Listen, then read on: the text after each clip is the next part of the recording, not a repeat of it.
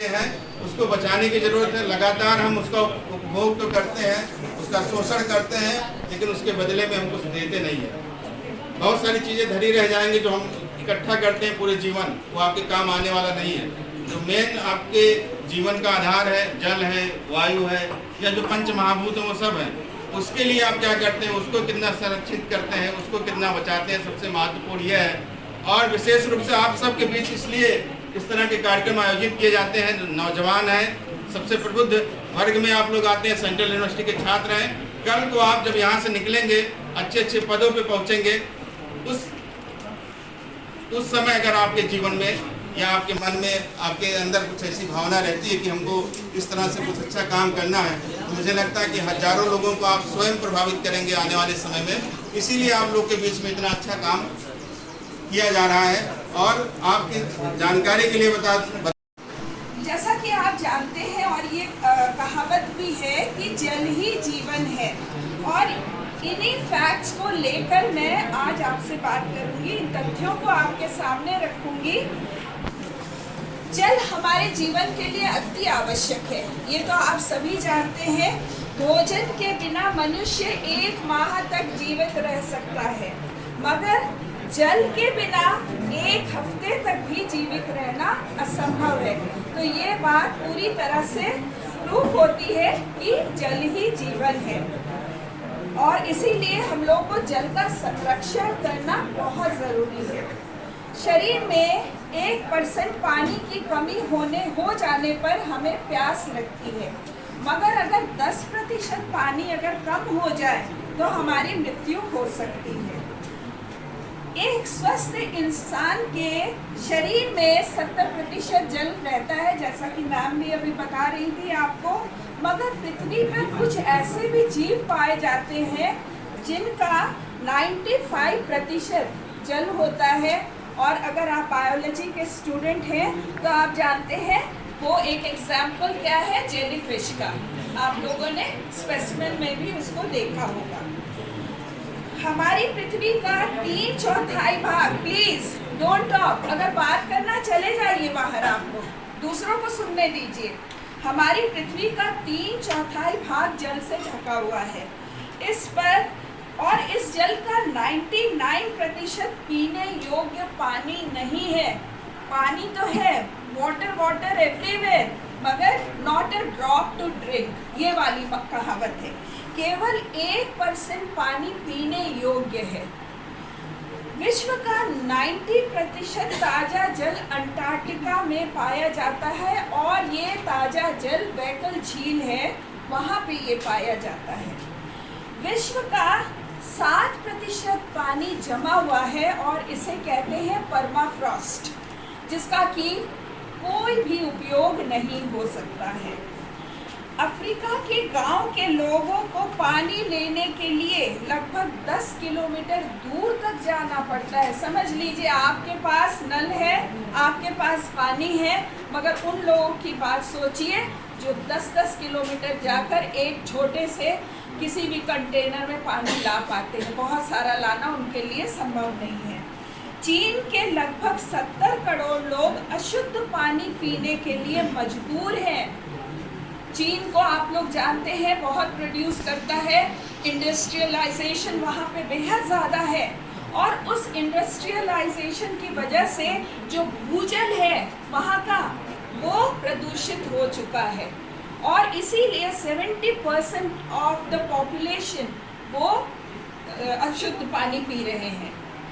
जहाँ शुद्ध जल हमारे जीवन के लिए अत्यंत ज़रूरी है, वही अशुद्ध जल से तमाम जानलेवा बीमारियां होती हैं, और वो बीमारियां हैं हैजा, कॉलेरा, दस्त, देन जियार्डियासिस, लेप्टोमोनियासिस, और तमाम तरीके के ये बीमारियां हैं। आप लोग इस बात का ध्यान दीजिए, पेट संबंधी 90% रोग दूषित जल पीने के कारण होता है, और हर साल 200 से ज़्यादा बच्चे या शिशु मौत को प्राप्त होते हैं।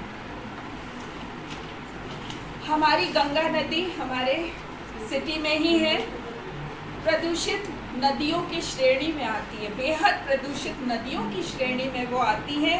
क्योंकि इसमें हम सीवेज, कूड़ा, खाद्य पदार्थ, जानवरों और मनुष्यों के अपशिष्ट और अवशेष प्रवाहित कर देते हैं। कुंभ मेला में आप देखते हैं कितनी गंदगी, हम वहाँ आस्था के नाम पे जाते हैं मगर गंदगी फैला के चले आते हैं, है ना। ये बात आप लोगों ने नोटिस किया होगा और फील भी किया होगा। बांग्लादेश का 85% भूजल आर्सेनिक द्वारा प्रदूषित है और आर्सेनिक के लिए आप लोग जानते हैं कि ये जहर है और साथ ही साथ कार्सिनोजेनिक भी है, यानी कैंसर को भी प्रोड्यूस करता है। और बांग्लादेश के लोग इसी पानी को लगातार इसका सेवन कर रहे हैं। व्यायाम या शारीरिक श्रम के कारण शरीर का वजन फैट घटने से नहीं बल्कि पानी की मात्रा कम हो जाने के कारण होता है। तो जब आप व्यायाम करते हैं आप सोचते हैं मैंने इतने दिन व्यायाम कर लिया या शारीरिक श्रम कर लिया तो मैं थोड़ा दुबला हो गया है, तो ये किस कारण हो रहा है? पानी की मात्रा आपके शरीर में कम हो रही है। बहुत अधिक हम लोग को प्यास लगती है, जब हम बहुत एक्सेस में पानी पी जाते हैं तो इसको कहा जाता है वाटर इंटॉक्सिकेशन, जो शरीर के लिए हानिकारक है। खीरे में आजकल खीरा मिल रहा है, आजकल बाजार में खीरा मिल रहा है, खूब खीरा खाइए। खीरे में 95% पानी होता है, इसलिए गर्मी के मौसम में हाइड्रेटेड रहने के लिए खीरा एक उत्तम आहार है। एक कप कटा हुआ खीरा लगभग 1 गिलास पानी के बराबर होता है। वैज्ञानिक जल को, ये आप लोग फिजिकल केमिस्ट्री में पढ़ते हैं, जल को यूनिवर्सल सॉल्वेंट कहते हैं क्योंकि पानी में अधिकांश पदार्थों को घोला जा सकता है। खरीदी गई पानी के बोतल में जो आप एक्सपायरी डेट देखते हैं वो पानी का एक्सपायरी नहीं होता है बल्कि बोतल का होता है। और आप ध्यान दीजिए, कभी भी पुराने बोतल का पानी मत पीजिए क्योंकि जो ये बोतल प्लास्टिक की बनी होती है और इस प्लास्टिक से एक कार्सिनोजेनिक पदार्थ निकलता है जिसे बिस्फेनॉल कहते हैं,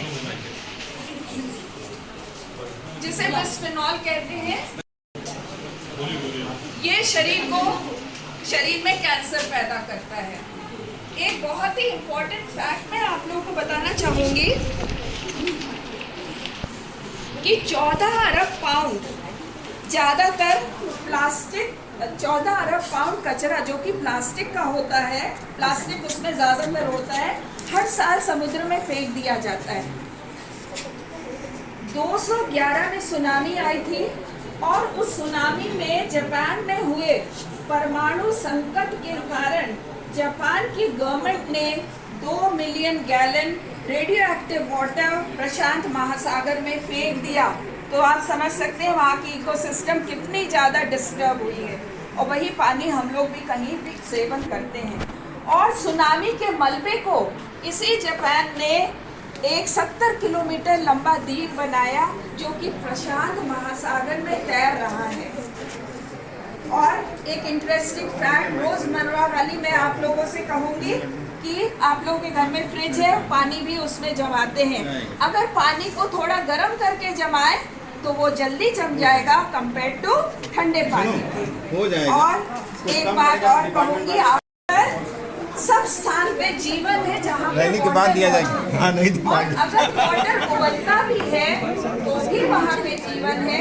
और उसका एक एग्जाम्पल मैं बता सकती हूँ, मेथेनोट्रॉप्स पाए जाते हैं गीजर्स में, गर्म पानी जहाँ पे मिलते हैं, उबल रहे हैं, मतलब भूजल का पानी जो उबल रहा है वहाँ पे मिलते हैं। इसी के साथ में देखिए, एक होता है कि हम कहें आपसे ये काम करो और एक होता है आइए हम लोग ये काम करें। बात तो एक ही है ना, कहने का तरीका अलग होता है। एक कहा डू इट और एक कहा लेट्स डू इट।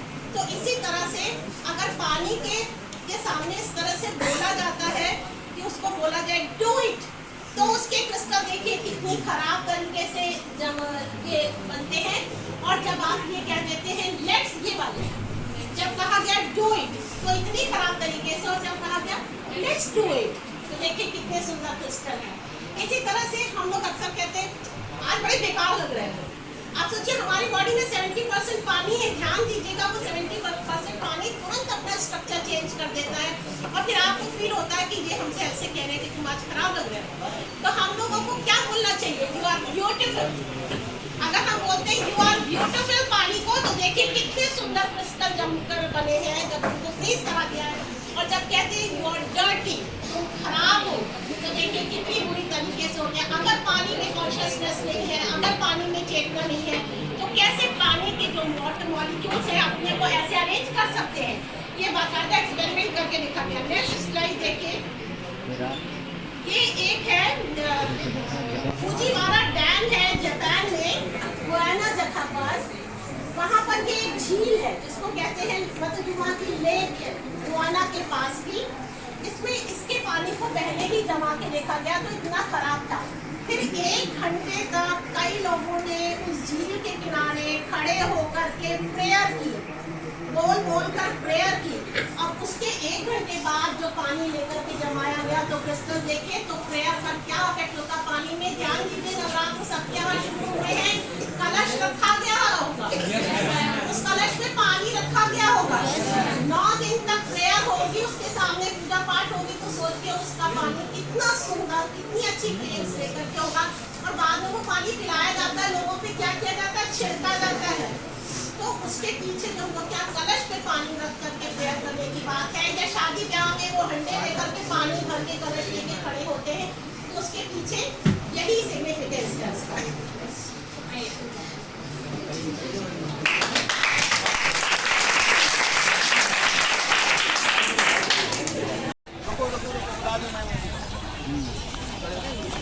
खड़े हो खड़े हो खड़े हो। इसको पकड़ो जरा। आ जाइए, बीच में आ जाइए, बीच में आ जाइए, बीच में आ जाइए, बीच में आ जाइए। लड़कियों को बुला लीजिए। जल बचाओ, जल बचाओ, जल बचाओ, जल बचाओ, जल ही जीवन, जीवन जल, जल ही जीवन, जीवन जल, जल बचाओ, जल बचाओ, जल बचाओ, जल बचाओ, जल ही जीवन, जीवन जल।